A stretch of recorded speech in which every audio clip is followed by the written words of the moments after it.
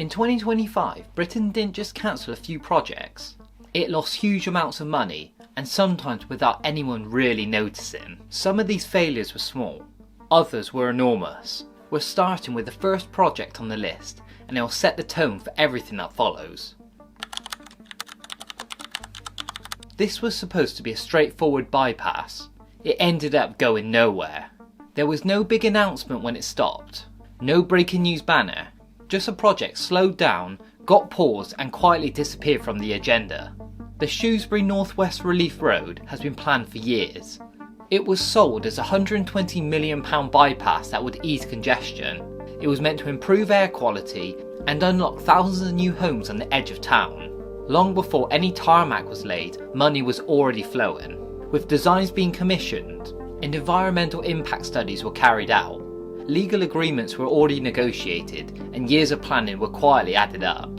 But in 2025, everything stalled. A change in local political leadership, rising costs and growing environmental opposition brought that project to a halt. This wasn't only cancelled, it was left in limbo with no construction ever beginning. And no clear decision was made about what happened next. As this is what small-scale failure looks like. This project went largely unnoticed, but the next one didn't. It happened in front of paying customers.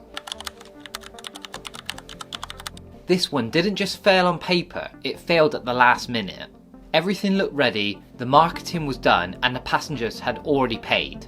Then suddenly, the launch fell apart. Britannic Explorer was pitched as the most luxurious train experience anywhere in the UK. This was aimed at high-end travellers, with tickets costing up to £55,000 for a single cabin. A lot of people bought into this, hundreds of bookings were already taken, and marketing was everywhere, making expectations extremely high for the launch. The first journey was cancelled at the last minute, with no gradual delay, just a sudden stop before it had even left the platform.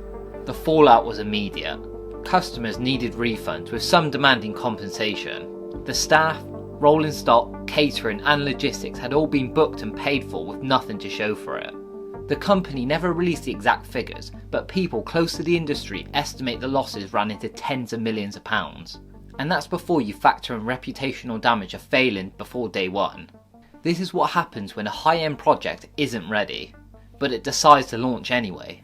And if that sounds expensive, the next one didn't fail once, it failed over and over again.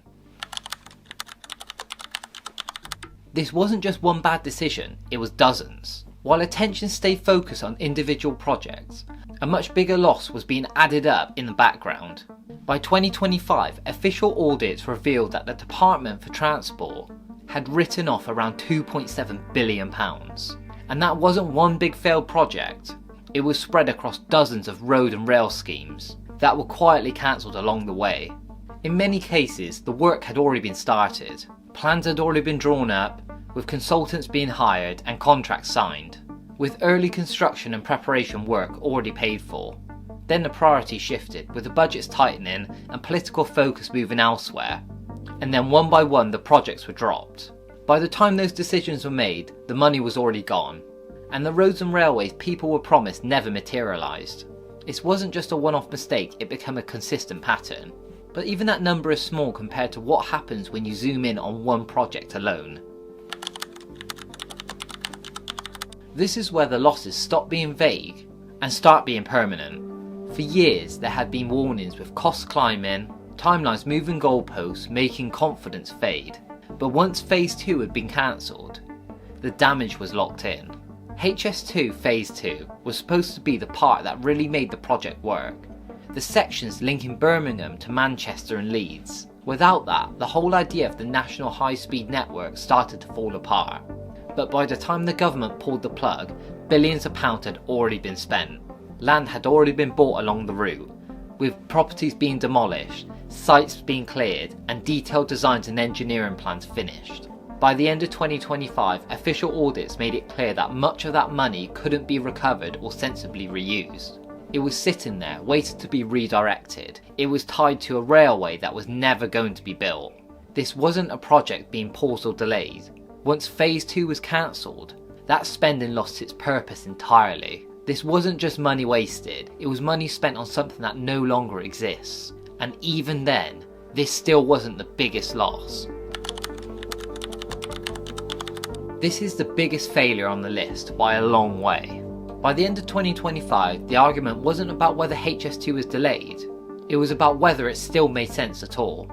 By this point, more than £40 billion had already been spent, and yet large parts of the original plan were already gone, with entire sections being cancelled, key destinations dropping off, and timelines being pushed back, rewritten, and then pushed back again. What remained was a much smaller railway than the one people were originally sold, but it came with a price tag that still reflected the original ambition, not the reduced reality. And this is where HS2 overall becomes different from just Phase 2. Phase 2 was a specific section that was cancelled outright, money spent on something that will never exist. HS2 as a whole is different. Parts of it still exist, trains will still run, but the project no longer delivers what it was meant to. The problem wasn't just that HS2 went over budget, it was that by the end the project has changed so much that the outcome no longer matched the promise. A national high-speed network reduced to a far more limited line, at a cost that never came down with it. HS2 didn't just fail quickly, it failed slowly, because no one stopped it soon enough. So every project on this list failed for different reasons. Some were cancelled quietly, without most people ever noticing. Others fell apart in full public view, with headlines and fallouts. And a few just kept going, long past the point where it was clear they weren't working, because something felt harder than carrying on. But despite all those differences, they share one thing in common. Large amounts of money were spent, and there's very little on the ground to show for it. No finished infrastructure, no clear return, just sunken costs and unanswered questions. And the uncomfortable part is, even as these failures are being counted up, new projects are already being drawn up, with new business cases already being written and new budgets being approved. Which means the real issue isn't what went wrong in the past, it's whether we've actually learned anything before the next round of spending begins. What stands out to me isn't just that the money was lost, it's how normal this has all become. None of these projects failed overnight. They drifted, they stalled, and carried on longer than they should have. And by the time decisions were finally made, the damage was already done. What's worrying isn't that projects go wrong, because that can happen everywhere. It's how rarely anyone is held accountable for stopping them early.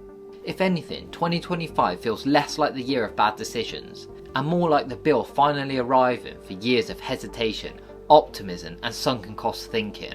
And unless something changes in how projects are challenged and passed, it's hard not to feel like this list will just keep getting longer. If you enjoyed this video and you want me to break down more videos just like this, make sure that you like the video, subscribe to my channel, and comment your thoughts on this in the comments below.